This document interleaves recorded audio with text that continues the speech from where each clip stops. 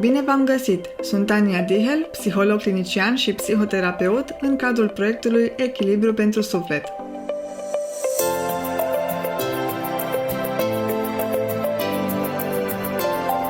În aceste podcasturi voi aborda diverse subiecte de interes din zona psihologiei, psihoterapiei și a dezvoltării personale.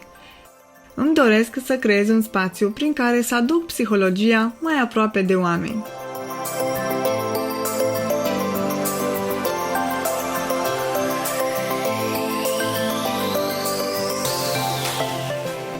Cu cât înțelegem mai puțin emoțiile și cum ne afectează viețile, gândurile și comportamentele, cu atât ele au mai multă putere asupra vieții noastre. Însă, dacă găsim curajul de a ne asculta emoțiile, putem să schimbăm modul în care iubim, lucrăm, construim relații și ne creștem copiii. Emoțiile vorbesc întotdeauna despre noi. Ele sunt reflexia vieții noastre interioare. Sunt un fel de radar interior de informare despre starea noastră. Chiar dacă uneori e dificil să trăiești emoțiile pe care le simți, nu există emoții bune sau rele. Toate apar cu un motiv, toate vor să ne semnalizeze ceva și cel mai important este să le întâmpinăm cu acceptare și o minte deschisă.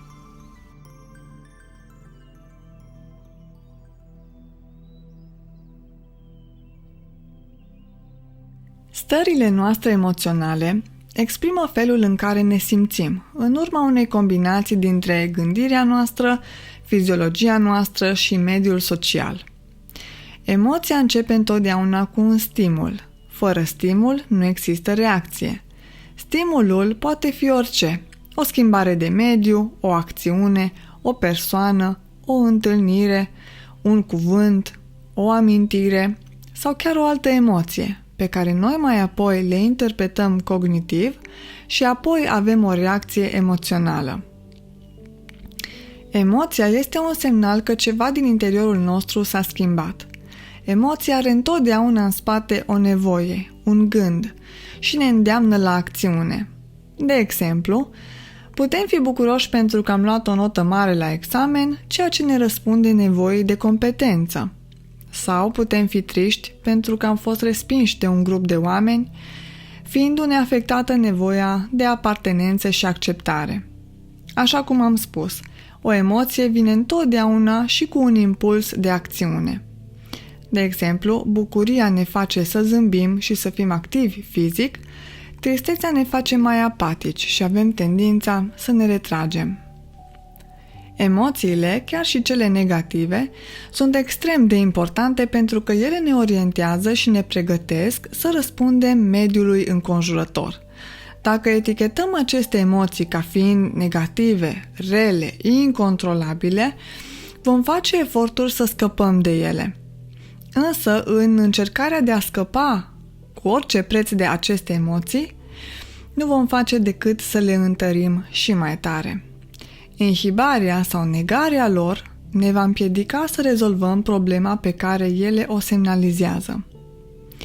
O altă prejudecată în ceea ce privește emoțiile este că ele vor dura la nesfârșit.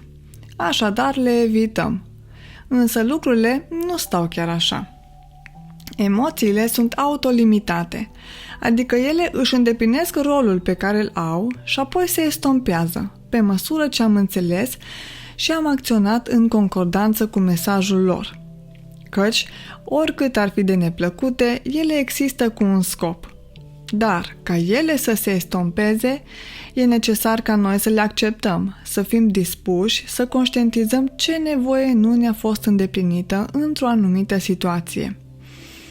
Astfel, dacă îți respingi, eviți, negi emoțiile negative, nu faci altceva decât să anesteziezi și celelalte emoții, iar în timp ajungi să nu mai simți nimic. Emoțiile nu sunt raționale și tocmai acest lucru ne sperie pentru că în societatea în care noi trăim se pune mare accent pe rațiune și intelect. Da, sigur că intelectul ne poate aduce satisfacție și recunoaștere socială, dar emoțiile ne arată calea spre echilibrul nostru interior.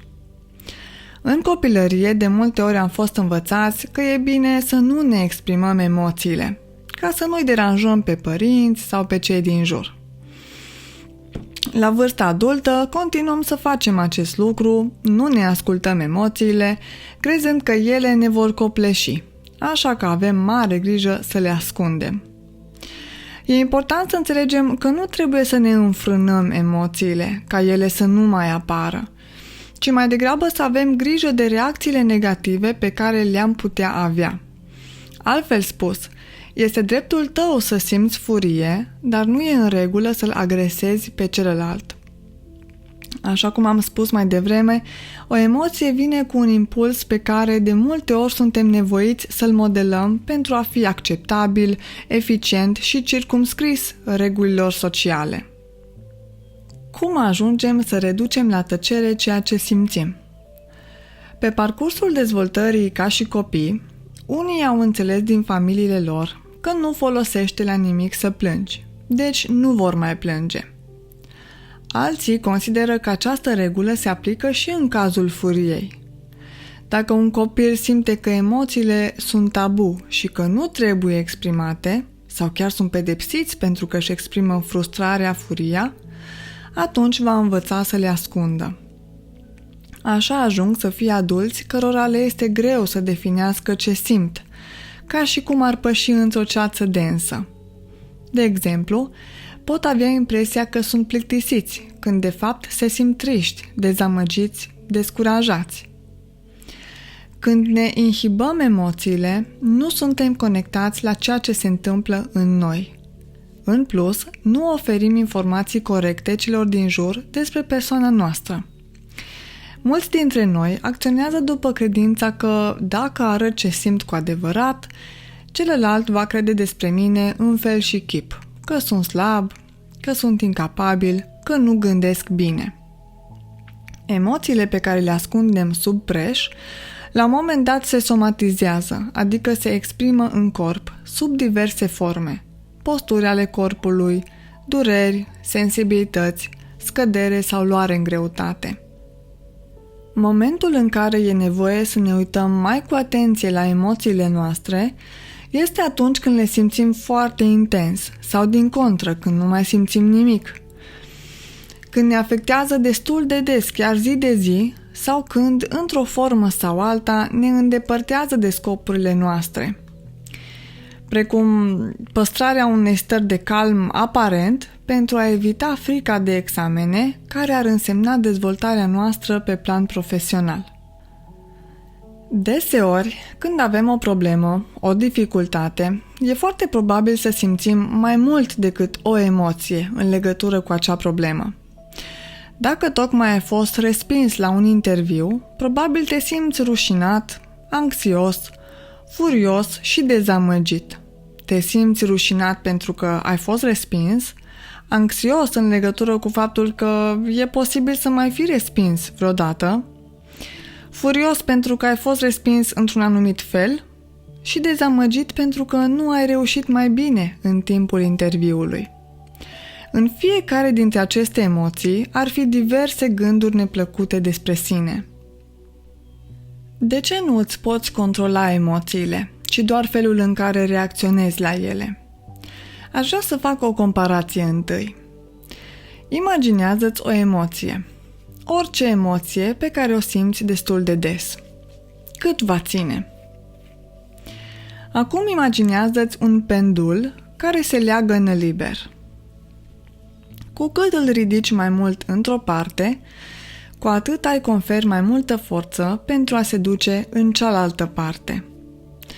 Poate ai observat că puterea cu care se leagănă depinde de greutatea și de rezistența pendulului atunci când îi dai drumul. Ei bine, emoțiile sunt ca un pendul. Ele se leagănă. E inevitabil. Poate îți place mai mult o parte decât alta. Poate mai degrabă preferi să fii bucuros decât trist, iar lucrul ăsta e de înțeles. Cui îi place să se simtă trist? Cu toate acestea, dacă te lupți cu balansul inerent al pendulului și ridici mai tare pendulul pe partea care îți place, adică încerci să fii bucuros tot timpul și să eviți cu orice preț să simți tristețea, îi vei conferi mai multă putere pe cealaltă parte, adică pe partea care nu-ți place. Tristețea venind cu o mai mare intensitate atunci când nu o vei mai putea evita. Poți să oprești pendulul din legănat pentru un moment și să-l ridici mai sus decât ciclul său natural. Însă, în acest fel, vei consuma multă energie făcând asta. Iar mai devreme sau mai târziu, pendulul va ajunge din nou în partea care nu-ți place, cu toată extra puterea pe care i-ai dat-o. Așa funcționează pendulul. Cu cât ridici mai tare de o parte, cu atât are mai multă putere în direcția opusă. Nu poți controla felul în care se leagănă pendulul. Tot așa, nu poți controla emoțiile, ci doar felul în care le folosești. Emoțiile înseamnă energie, vitalitate. Ele apar inclusiv la nivel fiziologic. De aceea sunt imposibil de controlat. Ce putem face este să le gestionăm atunci când le simțim în noi. Dacă negi ceea ce simți, e ca și cum ai nega ceea ce simte corpul tău, ca și cum nu ai asculta ce îți transmite. Ce va face corpul în aceste situații? Îți va transmite niște semnale tot mai puternice, astfel încât tu să-l asculți. De exemplu, dacă ți apar frecvent gânduri precum "n-am chef să fac nimic", "nu cred că are rost ceea ce fac", aceste gânduri sunt din sfera tristeții, a descurajării, a depresiei. Dacă nu îți permiți să simți tristețea, o eviți ca și cum nu s-a întâmplat nimic, atunci ea se va somatiza, adică se va exprima mai degrabă în corp, prin oboseală, lipsă de chef, energie scăzută, performanță scăzută la locul de muncă sau la școală, somn mai slab calitativ și așa mai departe. Corpul nostru e mult mai inteligent decât credem noi. Dacă ne facem că nu vedem o emoție, nu înseamnă că ea dispare, ci găsește alte forme de a se manifesta. Nu putem să scăpăm de ea, ci doar să o ascundem, să o disimulăm pentru o perioadă de timp. Oamenii care fac psihoterapie nu încep pur și simplu să simtă mai multe emoții pozitive și mai puține negative, ci aceștia își permit să simtă toate emoțiile, să le primească în mod deschis, nu să se judece pe sine pentru că nu ar trebui să se simtă așa. Toată energia concentrată anterior pe a nu simți emoții negative este canalizată înspre a face mai bine față tuturor emoțiilor care ne fac umani. Când nu mai evităm emoțiile, devenim mai agili emoțional, reușind să ne împrietenim cu întreaga paletă de experiențe emoționale. Fiecare emoție are un anumit rol și un anumit scop. Tristețea apare atunci când trăim o pierdere, fie ea emoțională, financiară, materială, relațională sau socială. Ne semnalează o necesitate neîmplinită sau pierdută și presupune o senzație de neajutorare, de neputință, de imposibilitate de a compensa acea lipsă. Emoția pierderii este una cu care toți ne confruntăm în diferite momente ale vieții noastre, pentru că pierderea face parte din viață. Ar fi o iluzie să crezi că orice separare sau schimbare poate avea loc fără a simți tristețe. Tristețea este una dintre emoțiile pe care le ascundem sau negăm cel mai mult, de teama că ceilalți ne vor judeca. Să nu uităm însă că e normal să fii trist și e o dovadă a umanității noastre. Acceptând faptul că simțim tristețe, ne dezvoltăm empatia față de noi înșine. Doar așa, conectați la propria tristețe, putem înțelege și accepta mai ușor tristețea altora. Furia apare atunci când credem că ni s-a făcut o nedreptate, când nu ne convine ceva, când credem că nevoile și drepturile noastre nu sunt respectate. Furia vine cu activare fiziologică. Inima ne bate puternic, fața se înroșește, mușchii se tensionează, adrenalina ajunge la cote înalte.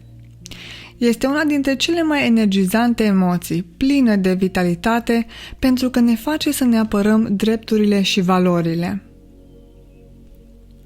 Furia e de multe ori asociată cu agresivitatea, cu violența. Într-adevăr, ea ne face uneori să reacționăm impulsiv, dar furia este sănătoasă, cu condiția să fie exprimată într-o manieră acceptabilă. Furia va exprima ceea ce este important pentru tine. Dacă ai obiceiul să-ți inhibi furia, energia ei va rămâne în tine, creând tot felul de tensiuni fizice și psihice, ca o oală sub presiune care poate oricând exploda. A fierbe pe interior nu e niciodată benefic pentru echilibrul emoțional. De aceea, e esențial să ne dezvoltăm modalități sănătoase de a ne exprima furia, cum ar fi ca, în loc să sărim la ceartă, să comunicăm asertiv cu celălalt legat de felul în care ne simțim și cum ne-am dorit să rezolvăm o anumită situație. Iritarea și frustrarea, care fac parte tot din spectrul furiei, ne mobilizează să eliminăm obstacolele ce stau în calea satisfacerii nevoilor noastre. Ele apar în viața de zi cu zi, când planurile noastre nu au loc așa cum vrem noi. De exemplu, întârziem la o programare, stăm în aglomerație, ne spargem cana favorită. Frica și anxietatea apar atunci când ne simțim amenințați, când ne simțim în pericol și ne trimit impulsul de a ne proteja, prin reacțiile de luptă, fugă sau îngheață. Cu alte cuvinte, lupți cu acel lucru față de care simți frică, eviți să faci acel lucru sau pur și simplu paralizezi atunci când te confrunți cu el. Frica este o emoție de bază, în timp ce anxietatea e un complex de emoții, elementul central fiind îngrijorările. Atât anxietatea cât și frica implică o orientare spre viitor, astfel încât întrebările predominante sunt cele de tipul ce s-ar întâmpla dacă? Oare ce o să se întâmple? Dacă mi se întâmplă ceva rău? Aceste emoții din sfera fricii ne pot afecta întregul corp, însă e important să reținem că acestea pornesc din mintea și gândurile noastre, iar acest lucru îl putem folosi în avantajul nostru. Frica e ca o alarmă de foc. Un fum poate declanșa alarma, ceea ce ne protejează atunci când chiar este foc. Însă, dacă alarma se declanșează atunci când nu există foc, ci doar fum din prăjitorul de pâine, atunci devine deranjantă și excesivă. Ca și sistemul de alarmă, frica este utilă și are un rol protector atunci când funcționează corect. Însă, dacă se declanșează prea des, ne face să fim hiperprotectori și hipervigilenți, să fim într-o stare de alertă continuă. Așadar, nu-i de dorit să scăpăm de frică, ci mai degrabă să înțelegem mesajul și să o folosim în favoarea noastră. Vinovăția apare atunci când facem ceva greșit, când încălcăm o regulă, un cod moral. Vinovăția este o emoție foarte utilă societății pentru că ajută la limitarea comportamentului agresiv. Însă, atunci când o persoană se simte vinovată pentru că se gândește că a făcut ceva greșit, deși nu a făcut nimic greșit, atunci vinovăția este excesivă și devine dureroasă. Ne putem simți vinovați din diverse motive, cum ar fi pentru că nu am fost corecți, pentru că am avut un comportament condamnabil față de o anumită persoană sau într-o anumită situație, sau chiar pentru că am avut grijă de noi și nu am făcut altceva. Oamenii care simt vinovăție sunt interesați să învețe din greșelile lor și sunt motivați să devină mai buni, fiind mai puțin preocupați să-și ascundă faptele rele. Ne simțim vinovați pentru că ne pasă. Rușinea, în schimb, este diferită față de vinovăție. Rușinea este o emoție complexă ce implică credința că suntem inferiori, că nu suntem demni ca oameni, fiindu-ne afectată identitatea și valoarea în ochii celorlalți. Rușinea se focalizează asupra întregului sine, ca și cum noi ca persoană suntem defecți, nedemni. Astfel, rușinea vine cu impulsul de a ne ascunde, crezând că am scăzut în ochii celorlalți. Oamenii care simt rușine suferă în tăcere de cele mai multe ori. Ei se simt dezgustați de propria persoană și ar vrea să facă ceva în acest sens, însă continuă să se ascundă și deci să se izoleze. Rușinea e o emoție foarte utilă și ea, pentru că ne permite să ne reglăm comportamentele sociale, astfel încât să nu fim devalorizați de ceilalți și să aparținem unui grup, să fim bine integrați social. Poate ați observat că atunci când ne manifestăm rușinea pentru că am făcut ceva greșit, e mai probabil să primim ajutor din partea celorlalți decât dacă am arăta indiferență, de exemplu. Oamenii adesea înțeleg greșit emoțiile pentru că le confundă pe cele intense, copleșitoare, cu cele inofensive. Frica nu este panică sau anxietate, frustrarea nu este mânie, iar tristețea nu este depresie. În fiecare exemplu, prima este o emoție funcțională care ne semnalizează că anumite nevoi ale noastre nu sunt satisfăcute și ne impulsionează către acțiune. Inteligența emoțională presupune înțelegerea modului în care simțim noi și cei din jur, iar aceasta e o abilitate care se învață prin practicarea ei. Așadar, trăiește-ți emoțiile când apar, recunoaște-le și cere-le ajutorul ca unor prieteni dragi atunci când simți că ai nevoie de ele.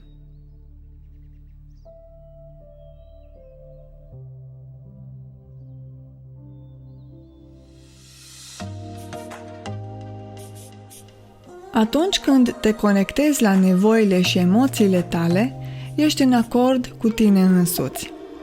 Nevoile ne leagă de ceea ce este esențial pentru echilibrul nostru emoțional. Respectându-ți nevoile, îți respecti viața. Ascultând ceea ce îți spun emoțiile, ești mai conectat la tine și la viața ta. Vom avea emoții atâta timp cât vom trăi pe acest pământ. Așadar, să ne trăim emoțiile pentru că ele fac parte din viață. Nu trebuie nici să le controlăm, nici să le stăpânim, ci eventual să le îmblânzim. Cu cât îți dezvolți mai bine abilitățile de a folosi emoțiile în beneficiul tău și nu împotriva ta, cu atât vei trăi mai autentic și în acord cu tine însuți. Orice emoție pe care o simți are un scop. Nu apare doar așa din senin. Ascultă-ți emoția și vezi ce are să-ți transmită.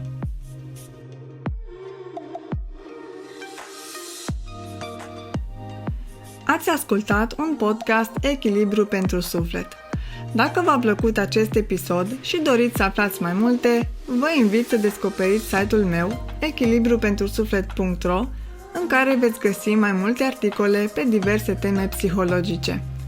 Podcastul Echilibru pentru Suflet poate fi ascultat în continuare pe rețelele de podcasting precum Apple Podcast sau Spotify, pe canalul de YouTube sau pe echilibrupentrusuflet.ro. Dacă aveți în jurul vostru persoane cărora le-ar fi de folos aceste informații, m-aș bucura să le împărtășiți și lor această înregistrare. Până data viitoare, să aveți zile însorite!